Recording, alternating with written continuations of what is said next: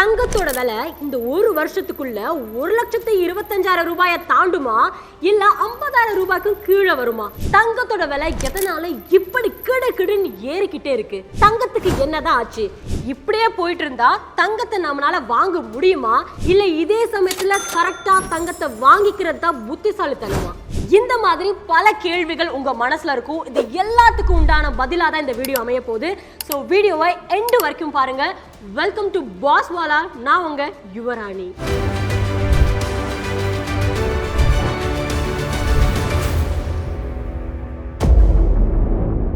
கடந்த 10 வருஷத்தை கம்பேர் பண்ணும்போது தங்கம் 255% ரிட்டர்ன்ஸ் கொடுத்துருக்கு. அதாவது 255%. நினைச்சு பாருங்க, யாரு இவ்வளோ ரிட்டர்ன்ஸ் கொடுப்பாங்க? இந்த மாதிரி தங்கத்தினுடைய விலை உயர்ந்துகிட்டே இருக்கு. இந்த ஒரு டேப்ல காலம பாருங்களேன். 1965ல 71 ரூபா 75 பைசா, 75ல 540 ரூபா, 85ல 2130 ரூபா, 95ல 4680 ரூபா, 2005ல 7000 ரூபா, 2015ல 26,343 ரூபா, 2025ல 93,770 ரூபா. இது எல்லாம் 24 கேரட் 10 கிராம் தங்கத்தினுடைய விலை 1965ல இருந்து 2025 வரைக்கும். அங்கிருந்து இங்கே கம்பேர் பண்ணா பயங்கரமான மேக்ஸ் வேணும், நம்ம அசந்தும் போயிடுவோம்.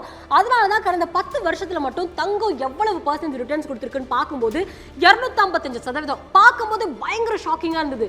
எப்படிப்பா தங்கம் இவ்வளவு ஃபர்ஸ்ட் ஆஃப் ஆல் வளர்ந்துகிட்டு போய்கிட்டே இருக்குன்னு. நம்ம எல்லாருக்குமே தெரியும், ஸ்டாக் மார்க்கெட் கீழே போச்சு அப்படின்னா தங்கத்தினுடைய விலை மேலே போகும். ஏன் அப்படின்னா ஸ்டாக் மார்க்கெட் ஐயோ கிராஷ் ஆயிடுச்சு, எல்லா பணமும் மைனஸ் ஆயிட்டு இருக்கு, ரொம்ப நெகட்டிவா போகுது, நம்ம கையில பணமே இல்லாம அவ்வளவு லாஸ் ஆயிட்டு இருக்குன்னு பயத்துல எல்லாரும் என்ன பண்ணுவாங்கன்னா ஸ்டாக் மார்க்கெட்ல போட்டு வச்சிருக்கக்கூடிய பணத்தை எல்லாத்தையும் எடுத்து ஒரு நல்ல சேஃபா என்ன செக்யூரிட்டி பண்ற மாதிரியான ஒரு முதலீடு இருக்குன்னு பார்ப்பாங்க. அந்த அசெட்ல போயிட்டு அவங்க முதலீடு பண்ணுவாங்க. பொதுவாக 2 விஷயம் பண்ணுவாங்க. அதுக்கு முன்னாடி ஸ்டாக் மார்க்கெட்ல இருந்து எடுத்த பணத்தை கையில பணமாவே வச்சிருந்தா அதனுடைய மதிப்பு அவ்வளவு இருக்காது. அது வெறும் பேப்பர் தான். அது எதுலையாவது முதலீடு பண்ணி வச்சிருந்தா மட்டும்தான் அதுக்கான மதிப்பே ஜாஸ்தி ஆகும். ஸோ என்ன பண்ணுவாங்க, ஸ்டாக் மார்க்கெட்ல இருந்து எடுத்த பணத்தை கொண்டுட்டு போயிட்டு 2 இடத்துல போடுவாங்க. ஒன்று ரியல் எஸ்டேட், 2வது தங்கத்தில் முதலீடு பண்ணுவாங்க. ஸோ ரியல் எஸ்டேட்ல முதலீடு பண்றது ஈஸி, பட் அதை பணமா திரும்பி மாற்றணும் அப்படின்னு பார்க்கும்போது கொஞ்சம் சிக்கல்கள் இருக்கும், கஷ்டம் இருக்கும். லிக்விடிட்டியா மாத்துறதுன்றது அவ்வளவு ஈஸி இல்லை ரியல் எஸ்டேட் பொறுத்தளவில். அதனால எல்லாரும் என்ன பண்ணுவாங்க அப்படின்னா கோல்டில் போயிட்டு இன்வெஸ்ட்மெண்ட் பண்ணிடலாம், ஸோ எப்போ வேணும்னாலும் அதை விற்று மறுபடியும் பணமாக கைக்கு மாற்றிக்கலாம் அப்படிங்கிறதுனால எல்லாருடைய ப்ரிஃபரன்ஸும் தங்கத்து மேலே தான் போகும். அதனால தான் ஸ்டாக் மார்க்கெட் கீழே போச்சுன்னா தங்கம் மேலே போகும், ஸ்டாக் மார்க்கெட் மேலே போச்சுன்னா தங்கம் கீழே இறங்கும். கடந்த 30 வருஷத்துல 3 தடவை தங்கம் ரொம்ப கீழே போச்சு. அதுல முதல் வருஷம் கீழே போனப்போ மறுபடியும் அந்த பழைய நிலைமைக்கு வரத்துக்கு கிட்டத்தட்ட 9 வருஷம் எடுத்துக்கிச்சா தங்கம். ஸோ அதனால தங்கத்தோட விலை ஏறிக்கிட்டே தான் போகும் அப்படின்னு யாராலையும் சொல்லிட முடியாது. ஃபர்ஸ்ட் ஆஃப் ஆல் இந்த தங்கத்தோட விலை இப்போ உயரத்துக்கு என்ன காரணம் அப்படின்னா டிமாண்ட் அண்ட் சப்ளை. இன்னும் புரியுற மாதிரி சொல்லணும் அப்படின்னா, நாளைக்கு ஒரு பெரிய ஆர்டர் கிடைக்குதுங்க, எனக்கு இவ்வளோ கிலோ தங்க வேணும், அவ்வளோ தங்க வேணும் அப்படின்னு சொல்லிட்டு ஒருத்தவங்க போயிட்டு ஆர்டர் கொடுக்குறாங்கன்னு வச்சுக்கோங்களேன். டக்குன்னு பீரோலேருந்து எடுத்து வந்து கொடுத்துருவாங்களா? இல்லைனா டக்குன்னு போயிட்டு தங்க சுரங்கத்தில் நோண்டி தங்கத்தை டக்குன்னு எடுத்துகிட்டு வந்து கொடுத்துருவாங்களா? அதெல்லாம் பாசிபிலிட்டி கிடையாது. பிகாஸ் தங்கத்தை எக்ஸ்ட்ராக்ட் பண்ணுறதும் அதனுடைய ப்ராசஸும் அவ்வளவு ஈஸியான விஷயம் கிடையாது. ஏன்னா தங்கம் ஆல்ரெடி நம்மக்கிட்ட என்ன இருக்கோ அதை மட்டும்தான் அவங்களுக்கு கொடுக்க முடியும். ஸோ தங்கம் நம்மக்கிட்ட போதுமான அளவு தான் இருக்குது, இவ்வளோ தான் லிமிட்டட் சோர்ஸ் தான் இருக்கிற மாதிரி இருக்குது. அதனால தான் தங்கத்துக்கு இவ்வளோ டிமாண்டு. பட் மக்கள் நிறைய பேர் வாங்கணும்னு ஆசைப்படுறாங்க, கொடுக்கறதுக்கு தங்கம் இல்லை. அதுதான் டிமாண்ட் ரொம்ப ஜாஸ்தியாக இருக்குது. வாங்குறதுக்கு மக்கள் நிறைய பேர் இருக்காங்க, கொடுக்கறதுக்கு சப்ளை தங்கம் கம்மியாக இருக்குன்றனால தான் இவ்வளவு விலை உயர்ந்துகிட்டு இருக்கு தங்கத்தை பொறுத்தளவில்.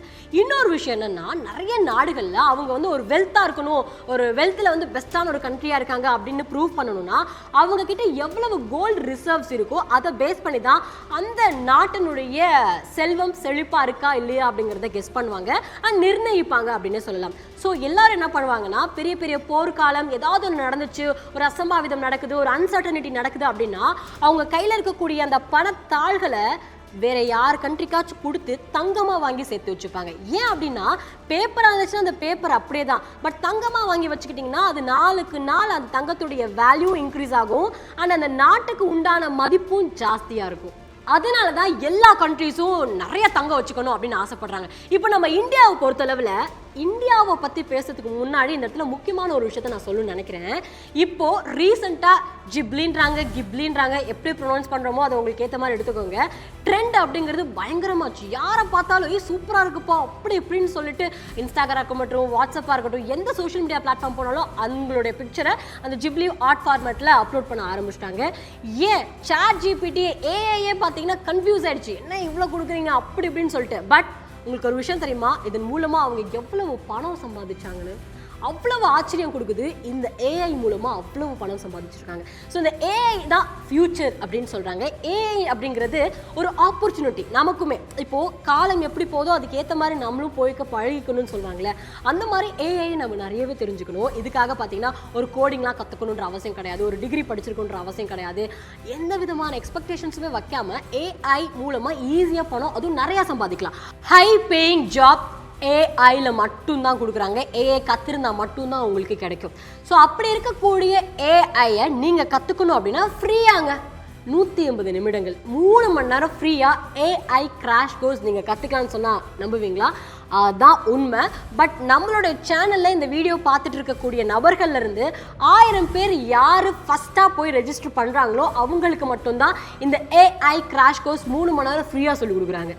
ஸோ நம்ம வீடியோனுடைய டிஸ்கிரிப்ஷனுக்கு கூடிய லிங்கை கிளிக் பண்ணி அந்த ஏஐ கிராஷ் கோர்ஸை போய் ஜாயின் பண்ணுறதுக்கு இப்போவே ரெஜிஸ்டர் பண்ணிவிடுங்க. அதுக்கப்புறம் வீடியோ எண்டு வரைக்கும் பார்த்துக்கலாம். இந்த 3 மணி நேரம் ஏஐ கிராஷ் கோர்ஸில் என்ன சொல்லிக் கொடுப்பாங்க அப்படின்னா, data analysis, personal branding, content creation, business strategies, even resume building and job hunting strategies, salary hike ஸ்ட்ராட்டஜிஸ்னு எல்லாமே சொல்லிக் கொடுக்க போகிறாங்க. அண்ட் அது மட்டும் இல்லை, excellent data analysis AI use பண்ணி பண்ணுறவங்க வருஷத்துக்கு 38 லட்ச ரூபா சம்பாதிக்கலாம். அண்ட் எப்படி personal branding, AI powered content and marketing வச்சு 30 லட்ச ரூபா சம்பாதிக்கிறது, அண்ட் ஏஐ ட்ரிவன் ஸ்ட்ராட்டஜிஸ் வச்சு எப்படி பிஸ்னஸ் ஸ்டார்ட் பண்ணுறது, and master AI prompt engineering அவங்களுக்கு பார்த்தீங்கன்னா 50 லட்ச ரூபா ஒரு வருஷத்துக்கு கொடுக்குறாங்க வித்தவுட் கோடிங்கு. இந்த மாதிரி பல விஷயங்கள் நீங்கள் கற்றுக்கலாம். ஸோ இந்த ஏஐ கிராஷ் கோர்ஸினுடைய ஒரிஜினல் விலை 15,000 ரூபாய். பட் நம்மளுடைய ஆடியன்ஸ்க்காக ஃபஸ்ட்டு 1000 பேத்துக்கு ஃப்ரீ. மறுபடியும் சொல்கிறேன், லிங்க் வீடியோ டிஸ்கிரிப்ஷனில் இருக்குது, போய் செக் பண்ணி பாருங்கள்.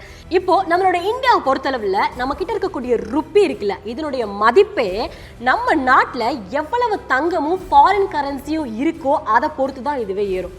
நீங்கள் நினச்சி பாருங்கள், நம்ம இண்டிபெண்டன்ஸ் சுதந்திரம் வாங்கின சமயத்தில் இந்தியாவுடைய ருப்பி மதிப்பும் யூஎஸ்னுடைய டாலர் மதிப்பும் ₹1 தான் இருந்துச்சு. பட் இப்போ யூஎஸ்னுடைய விலை 80 ரூபாய்க்கு மேலே இருக்குது. இந்தியன் ருப்பியோட விலை எங்கே இருக்குன்றதை நீங்கள் யோசிச்சு பாருங்கள். அதனால தான் யூஎஸில் என்ன ஆனாலும் பரவாயில்ல, எங்களுக்கு தங்கம் தான் முக்கியம்னு சொல்லிட்டு அவங்க தங்கத்தை அவ்வளோ சேமித்து வச்சுருக்குறாங்க. இதெல்லாம் போகட்டும், இப்போ எதுக்கு ஃபர்ஸ்ட் ஆஃப் ஆல் தங்கத்தினுடைய விலை ஜாஸ்தி ஆகுது? அதுக்கான காரணம் என்ன அப்படிங்கிறத பார்க்கலாம். உக்ரைன் வார் நடந்துச்சு இல்லையா, அந்த சமயத்தில் கண்ட்ரிஸ் எல்லாருமே அவங்களோட பேப்பர் பணத்தை தங்கமாக மாற்றிக்க ஆரம்பிச்சுட்டாங்க. அதுக்கப்புறமா இஸ்ரேல் வார் ஸ்டார்ட் ஆச்சு. இதுக்கப்புறம் என்னாச்சுன்னா யூஎஸ் அண்ட் யூரோப்பியன் இவங்களுடைய எக்கனாமியில் கொஞ்சம் வீக்காக மாதிரி ஆரம்பிச்சிடுச்சு. ஸோ இந்தியா, சைனா, ரஷ்யா மாதிரியான பெரிய பெரிய கண்ட்ரிஸ் அவங்க கிட்ட நிறைய கேஷ் ரிசர்வ்ஸ் வச்சுருக்காங்க. அதாவது பணம் அவங்க கிட்ட நிறையா இருக்குது. அந்த பணத்தை வச்சு தங்கத்தை எந்த அளவுக்கு வாங்கிக்க முடியுமோ அந்த அளவுக்கு அவங்க வாங்கிக்க ஆரம்பிச்சுட்டாங்க. ஸோ இந்தியாவும் போட்டு அதிகமாக தங்கம் வாங்க ஆரம்பிச்சிட்டோம். அண்ட் ட்ரம்ப் பவருக்கு வந்ததுக்கு அப்புறமா சைனாக்காரங்க என்ன பண்ணிட்டாங்கன்னா அவங்களோட ரிசர்வ்ஸ் எல்லாத்தையுமே கோல்டாக கன்வெர்ட் பண்ண ஆரம்பிச்சிட்டாங்க. எல்லா நாடுகளுமே தங்கத்தின் மீது குறியா இருக்கிறதுனால தான் தங்கத்தினுடைய விலை இப்போ ஜாஸ்தி ஆகிட்டு இருக்கு. இந்தியாவினுடைய ருப்பி எதை பேஸ் பண்ணியிருக்கு அதனுடைய மதிப்புன்னு பார்க்கும்போது நம்ம நாட்டில் எவ்வளவு தங்கம் வச்சிருக்கோமோ அதை பேஸ் பண்ணியிருக்குன்னு. அதே மாதிரி தான் யூஎஸ் டாலருடைய மதிப்பு எப்படியும் எக்காரணத்துக்கு ஒன்றும் கீழே விடக்கூடாது அப்படிங்கிறதுக்காக அந்த நாட்டு அதிபர்கள் தங்கத்தை நிறைய வாங்கி வச்சுக்கிட்டோம் அப்படின்னா யூஎஸ் டாலரை குறைக்க விடக்கூடாது, ஏற்ற தான் செய்யணும் அப்படின்னு சொல்லிட்டு அவங்களும் நிறைய தங்கம் வாங்க ஆரம்பிச்சிட்டாங்க.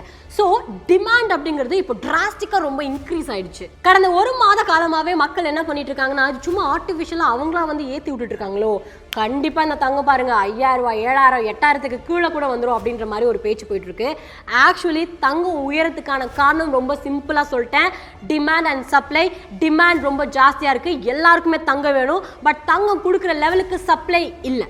எந்த நாடும் சரி, அந்த நாட்டில் இருக்கக்கூடிய மக்களும் சரி, ஏதாவது தங்கம் உயருது, தங்க விலை ஜாஸ்தியாகுது அப்படிங்கிறதுக்காக போய் தங்கத்தை வித்துடலாம் அப்படின்னு விற்பாங்களா?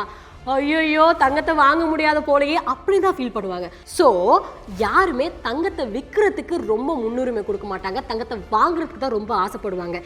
ஈவன் தோ நான் கொஞ்சோன்னு பகுதியை மட்டும் தங்கத்தை விற்கிறேன்ப்பா, ஏன்னா விலை ஜாஸ்தியாக இருக்குது, நமக்கு நிறைய ப்ராஃபிட் கிடைக்குன்னு சொல்லிட்டு ஒரு சில பேர் போய் தங்கத்தை விற்றா கூட அந்த பணத்தை இருந்து என்ன பண்ணுவாங்க, மறுபடியும் ஸ்டாக் மார்க்கெட்லேயோ இல்லை தங்கத்துலேயோ தான் முதலீடு பண்ணுவாங்க. அது திரும்ப வளரும் அப்படிங்கிறதுனால. ஸோ நீங்கள் கவனிச்சிருந்தீங்கன்னா தெரிஞ்சிருக்கும், நம்மளுடைய நாட்டில் நமக்கு தெரிஞ்சே தங்கத்தை விற்கிறவங்க தான் கம்மி, வாங்குறவங்க ஜாஸ்தி. அப்படின்னா தங்கத்தோட விலை குறையவே குறையாது. சில பேர் இன் ஃபியூச்சரில் 1,20,000 ரூபாயை தாண்டும், ஏன் இந்த வருஷத்துக்குள்ளேயே அது ஆகும் அப்படின்னு சொல்கிறாங்க. நம்மளால் ஃபியூச்சரை ப்ரெடிக்ட் பண்ண முடியாது. ஒரு சில பேர் இல்லை இப்போ இவ்வளோ தூரம் ஏறுதில்ல, கண்டிப்பாக அது இறங்கும் அப்படின்னு சொல்கிறாங்க. இறங்கும் அப்படின்னா அது எந்த அளவுக்கு இறங்கும் தெரியுமா? ஒரு 200 300 500 பார்த்தீங்கன்னா ஏறி இறங்கி ஒரு கரெக்ஷன் தான் நடக்குமே தவிர நீங்கள் நினைக்கிற மாதிரி 50,000 ரூபாயெலாம் கீழே தங்கம் போகணும்னு நினச்சிடாதீங்க. இந்த வீடியோ நான் ஆரம்பத்துலேயே ஒரு டேப்லோ காலம் காமிச்சேன். 1965 71 ரூபாயா இருந்த தங்கம் இப்போ 2025 93,000. அதுவும் இது என்ன மாதம்? ஏப்ரல் மாதம். இந்த மாதத்தில் எப்படின்னா இன்னும் எவ்வளோ மாதம் இந்த வருஷம் முடிகிறதுக்குள்ளே இருக்குது, என்ன ஆக போகுதுன்னே தெரியல தங்கத்தோட விலை. அதுவும் இந்த தங்கத்தோட விலை ஏறும் இறங்கும் இதெல்லாம் நான் ஒன்றும் தனியாக கணிச்சு சொல்கிறது கிடையாது. நிறைய பேர் என்ன சொல்லிட்டு இருக்காங்க, என்னென்ன நாட்டில் நடக்குது அப்படிங்கிறத கொஞ்சம் ரிசர்ச் பண்ணி அது ஒரு இன்ஃபர்மேஷனாக தான் நான் சொல்கிறேன். பட் கோல்ட்மேன் சாக்ஸ் அப்படிங்கிற ஒரு கம்பெனி இருக்குது. இவங்க என்ன பண்ணுவாங்கன்னா ரொம்ப வருடமாகவே பண்ணுறாங்க, கிட்டத்தட்ட 100 ஆண்டுகள் பழமை வந்த கம்பெனி அப்படின்னு தான் நான் நினைக்கிறேன். இந்த கம்பெனி கோல்டினுடைய விலை ஏறுமா இறங்குமா அப்படிங்கிறத ப்ரெடிக்ட் பண்ணுவாங்க. இது வரைக்கும் அவங்க 9 தடவை ப்ரெடிக்ட் பண்ணியிருக்காங்க. அதில் 8 தடவை சரியாக அவங்க ப்ரெடிக்ட் பண்ணியிருக்காங்க. அவங்க கூட சொல்லியிருக்காங்க தங்கத்தோட விலை ஏறதான் போகுது அப்படின்னு சொல்லிட்டு. சப்போஸ் நீங்கள் தங்கம் வாங்கணும்னு நினச்சிங்கன்னா இது ஒரு கரெக்டான டைம் தான். இந்த டைமில் நீங்கள் தங்கம் வாங்கிக்கிட்டீங்க அப்படின்னா இன் ஃபியூச்சரில் அது உங்களுக்கு ஹெல்ப்ஃபுல்லாக தான் இருக்க போகுது. இல்லை ஸ்டாக் மார்க்கெட்டில் இன்வெஸ்ட்மெண்ட் பண்ணணும்னு நினைக்கிறவங்க என்ன டிப்பாக இருக்குது அப்படிங்கிறதுனால ஆப்வியஸாக நீங்கள் ஸ்டாக் மார்க்கெட்டில் கூட இன்வெஸ்ட்மெண்ட் பண்ணலாம். பட் அது கொஞ்சம் காலம் காத்திருக்கணும். ஸ்டாக் மார்க்கெட் பொறுத்தளவில் அது இன்ஸ்டண்ட்டாக கோல்டு மாதிரிலாம் கொடுத்துறாது. அதுக்குன்னு கொஞ்சம் காலம் நம்ம வெயிட் பண்ணி தான் அதனோட ரிட்டர்ன்ஸை நம்ம ருசிக்க முடியும். ஸோ இந்த வீடியோவில் தங்கத்தோட விலை ஏன் ஏறுது, அதுக்கான காரணம் என்ன, தங்கத்தினுடைய விலை இன்னும் ஏறுமா இல்லை இறங்குமா, தங்கத்தை நம்ம வாங்கலாமா வேணாமான்னு பல கேள்விகளுக்கான பதிலாக நிச்சயமாக இந்த வீடியோ அமைஞ்சிருக்கும்னு நான் நினைக்கிறேன். ஸோ இந்த வீடியோ எண்டு வரைக்கும் பார்த்ததுக்கு ரொம்ப ரொம்ப தேங்க்ஸ். அண்ட் இந்த வீடியோ பற்றின கருத்துக்களை யுவரானி எனக்கு நீங்கள் தெரியப்படுத்தணும்னு நினச்சிங்கன்னா கமெண்ட் செக்ஷனில் மறக்காமல் தெரியப்படுத்துங்க. Thank you. Boss Wala. Be the boss.